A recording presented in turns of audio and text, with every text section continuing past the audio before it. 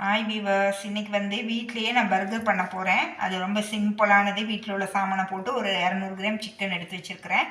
இப்போ இதை நம்ம அரைக்கிறதுக்கு என்னென்னு பார்த்துக்கலாம். இந்த மாதிரி நீங்கள் போன்லெஸ் சிக்கன் வாங்கிக்கோங்க.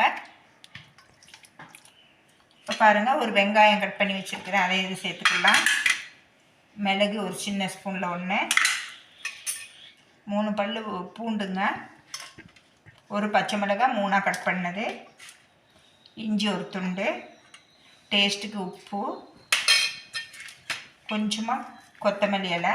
இது வேணும்னா போட்டுங்க, இல்லைன்னா விட்டுருங்க. நம்ம டேஸ்ட்டுக்கு வாசனைக்கு நான் போட்டிருக்கேன். இது வரேன். கொஞ்சமாக வினிகர். இது வந்து நான் 200 கிராம் சிக்கனுக்கு தான் இவ்வளோ சாமான் எடுத்துருக்குறேன். இப்போ நம்ம இதை அரைச்சி எடுத்துக்கலாங்க நல்லா. இப்போ பார்த்தீங்கன்னா நான் எல்லாத்தையும் அரைச்சி எடுத்துகிட்டு வந்திருக்கிறேன். இது வெறும் சிக்கன் தான், இல்லை நான் பொட்டேட்டோ எதுவுமே சேர்க்கல. இதில் வந்து நம்ம வெறும் கார்ன்ஃப்ளவர் மாவு மட்டும் சேர்த்துக்கலாங்க. ஒரு 2 ஸ்பூன் சேர்க்கலாம். பத்தலைன்னா திரும்ப நம்ம மிக்ஸ் பண்ணி பார்த்துட்டு சேர்த்துக்கலாம்.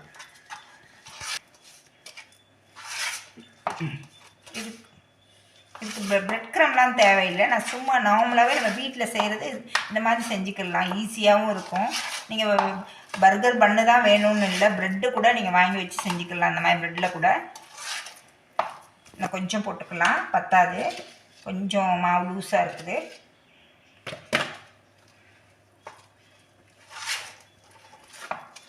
நல்லா மிக்ஸ் பண்ணி விட்டுடலாம். மிக்ஸ் பண்ணி விட்டுட்டு அப்படியே நம்ம ஃப்ரிட்ஜில் வச்சிட்டோம்னா கொஞ்சம் கட்டி ஆயிரும். கரெக்டாக நம்ம செய்யும்போது ரவுண்ட் ரவுண்டாக எடுத்துகிட்டு தோசைக்கல்லில் போட்டு சேலோ ஃப்ரை பண்ணி எடுத்துக்கலாங்க. ரொம்ப எண்ணெயும் தேவைப்படாது, ஈஸியாகவும் பண்ணிடலாம்.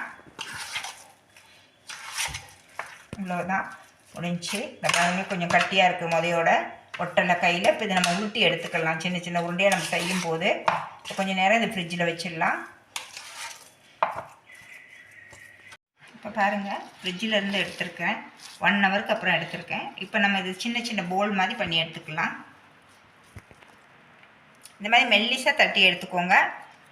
இதுக்கு நம்ம பிரெட் க்ரம்லாம் தேவையில்லை, நம்ம சும்மா சேலோ ஃப்ரை பண்ணி எடுத்துக்கலாம். இந்த மாதிரி எல்லாத்தையும் பண்ணி எடுத்துக்கலாங்க மெல்லிசாக. எண்ணெய் காஞ்சிடுச்சு, இதில் வச்சுக்கலாம்.